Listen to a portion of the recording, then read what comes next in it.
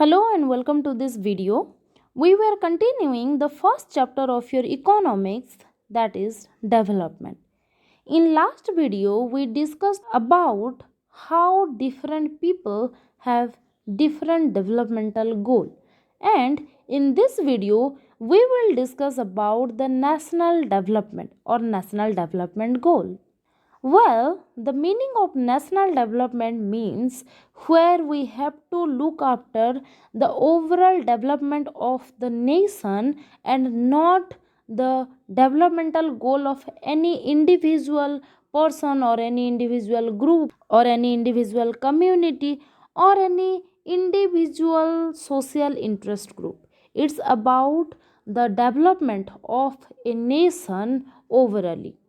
But before discussing about the national development, we have to keep some questions in our mind to understand national development clearly or to understand national development goals clearly. Those questions are like, can all the ideas be considered equally important?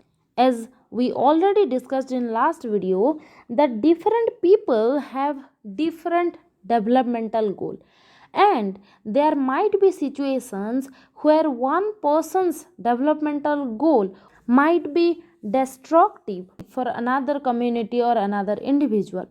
So in such case we have to understand or we have to question certain goals, that whatever kind of national development we are aiming at, is there all the ideas considered equally important? Second question is, if there are conflicts, how does one decide? As we already know that it's not possible where there are mass of people and everyone have their own developmental goal. It is not completely possible that everyone's developmental goal could be fulfilled without any conflict. There must be some cases where there is a high chance of arising conflict. So in those situations, how someone will decide? And when we talk about the national development, the responsibility comes to the shoulder of government.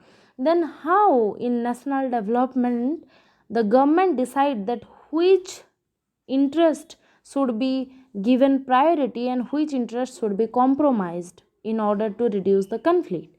Then the third question is, what would be a fair and just path for all?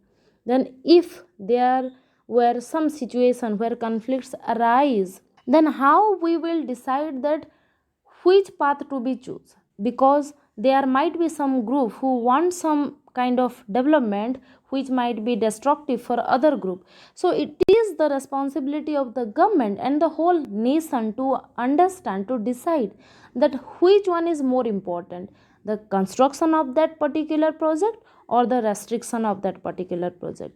So that is an important aspect or an important question to ask ourselves.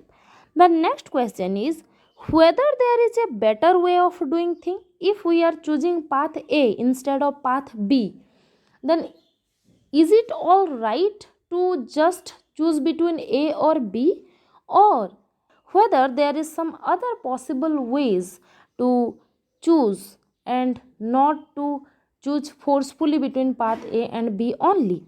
The next question is, would the idea benefit a large number of people or only a small group?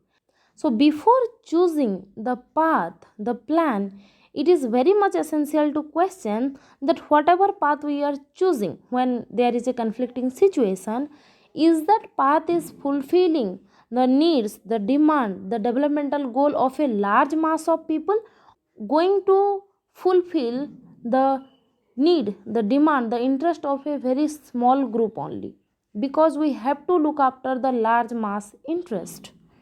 By questioning all these questions, we can analyze the national development more clearly. The next concept is how to compare different countries or state. If it is true that different people or different community or different group or different country have their own developmental goal, and it might differ from countries to countries or group to group or person to person, and some people's or some groups developmental goal can be conflicting to other.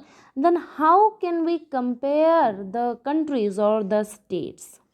How we categorized countries as underdeveloped, developing, and developed. So, for that grouping, for that categorization, we need to compare them.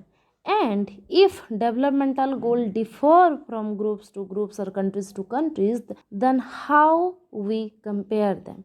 In order to compare any person or group or community or countries, we need some common characteristic. We cannot compare someone's academical achievement with someone's sports achievement. We cannot compare someone's cultural achievement with someone's social achievement. So, in order to compare, we need some common characteristic. If we are comparing people on the basis of academics, then we have to take all people's academic performance. If we are comparing them in their sports achievement, we have to consider every person's sports achievement, then only we can compare them. So in order to compare, we need some common characteristic. So when we compare countries or state, what are those aspects which we look after in order to compare those countries or those states? Usually, we take one or more important characteristics in order to compare nations or states. For comparing countries, their income is considered to be one of the most important attributes. It not only income, but among the various characteristics to compare countries, income is one of the aspects on the basis of which we often compare countries. Then the question is, what is the income of a country? It is very easy to calculate the income of a person. Like in your family, there might be 2 to 3 person or single person who earn for your family, and we know that they get this much of salary or that much of salary. So it is very easy to calculate or to understand the earning of 1 person or 2 person or 5 person. But when we talk about country, it has millions of population. For example, if we talk about India, India's population is 102 billion. So how can we know about the income of the country? So the answer to that is, the income of the country is the income of all the residents of the country. Like for example, if in your family there is 4 to 5 person who are earning, then when we talk about the income of individual, it is their own earning. But when we talk about the income of your family, it is the total income of all those 4 to 5 persons. Like that, when we talk about the income of the country, it is the total income of all the individuals who are earning within a country. So we can take the country's income in order to compare the developmental level of the countries. But the very next question is, there are several countries which population is not the same. Some countries have more population, some countries have less population, some countries have more geographical area, some countries are smaller. So there are some countries which are smaller in size but have a large mass of population, and there are several countries which are very bigger in size but have very less population. So due to the unequal distribution of the land resource and the population, it is very unfair to compare countries on the basis of their income or national income. So in order to overcome that problem, we compare countries not on the basis of their national income but on the basis of their per capita income. What is per capita income? Per capita income is otherwise called per head income or average income. It is the per head income of that country. Suppose a country has 10 population and its national income is 100, for example, then it is not necessary that all the 10 persons of that particular country are employed. Some of them might be not earning because they might be student, they might be unemployed. So in order to get a clearer view, what we do, we calculate the average, means 100 is the total earning of that country by total population is 10, means if we take average it is 10 rupees per person. In that way we calculate the per capita income or average income or per head income. So the formula of per capita income is the total income of a country by the total population of the country, and we take the per capita income of every country in order to compare them with each other. If we look after the per capita data of every country in 2017, all those countries which are categorized as rich countries had 12,056 US dollar per annum means per year, whereas low incoming countries in 2017 were those countries whose per annum income were 955 US dollar. And at that time, India was neither a rich country nor was a low incoming country. It was a low middle incoming country whose per annum income during 2017 was 1820 US dollar per annum per head. So, in this way, we can compare the countries on the basis of their per capita income. So, it is much easier. But again, there is some drawbacks of considering per capita income. What is that? That is, while averages or per capita income, which is also called PCI or per head income, are useful for comparison, they also hide disparities. Disparities like, for example, in your family there are 5 persons and the total income of your family is 100 rupees, then the per head income is 20 rupees, right? But think about it, whether everyone is earning 20 rupees in your family, it might be no. Suppose there are 5 families and every family have 5 member and every family's total income is 100 rupees, so every family's per head income is 20 rupees. But in some family there might be a single person who is earning, in some families there might be two person who were earning, in some families there are 5 to 5 member who are engaged in earning and earning just 100 rupees. So it is not equal for everyone. So when we take the average for consideration, it hides the disparities, the lacunas that not every person is earning. For example, think about the situation if we take the per capita income of India during 2017, then it was 1820 US dollar per person. If we convert the dollar into Indian currency, it might be much more.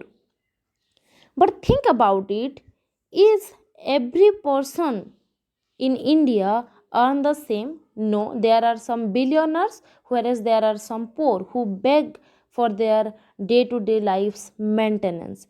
So in per capita income we do not get the clear picture of every individual's earning, and that is the drawbacks of considering per capita income. But despite of that, we consider the per capita income to compare the developmental level, mostly the economical developmental level of different countries. But as we discussed, that income is not the sole criteria. We also look after several other criteria or other goals in order to compare different countries or different states. Those are equal treatment, freedom, security, respect for others, and resent from discrimination.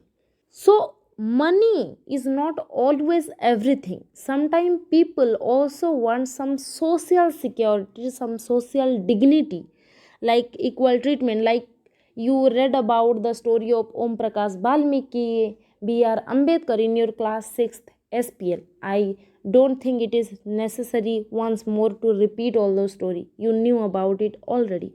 So sometimes people's dignity, their social security, freedom, equal treatment are also important to people, and not money is everything always. So these are also some criteria after which people look in order to consider their level of development. For example, during the British rule, India also experienced several positive things, several growth, several development. But we do not consider that period as our glorious period, as we were not independent. We were getting those things at the cost of our independence, at the cost of our freedom.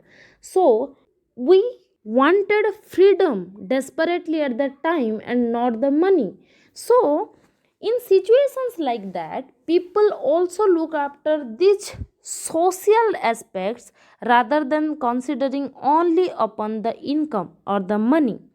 In some cases, this may be more important than more income or more consumption, because material goods are not all that you need in your life. For development, people look at mixed goal. They look at income, equal treatment, freedom, security, respect, non discriminatory behavior, everything.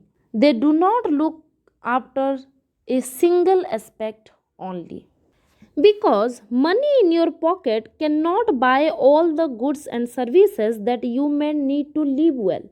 Just think about it, that whether money is the single important aspect in your life. No, not all the time you need money and money only. Sometimes you need money to purchase new dresses, to purchase food, to go to gaming parlor to entertain yourself. But sometimes you just simply need your television to be in a good condition in order to entertain yourself.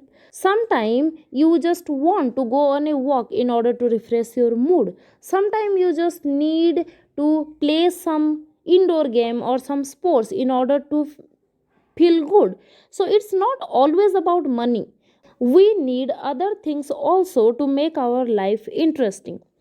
And money is not capable of offering us everything. For example, you need the love, the emotional support of your family sometimes. But do you think that money can buy you love and emotional support? No, it's not possible. Money cannot give you everything every time. For example, it cannot provide you love, emotional support, pollution free environment, unadulterated medicine, non discriminatory treatment, your social dignity. These things cannot be achieved by throwing money. So, money is not everything. People look after mixed goal in order to make their life worthy. Except these social needs and money, people also require good public facilities to consider themselves developed, like good medical facility, good educational facility, good transportation facility, good roads facility, good communication facility, good parks for their entertainment, good playground for their entertainment and their fitness. So people look after the development of other public facilities also in order to measure their development. That's all about this video. Thank you.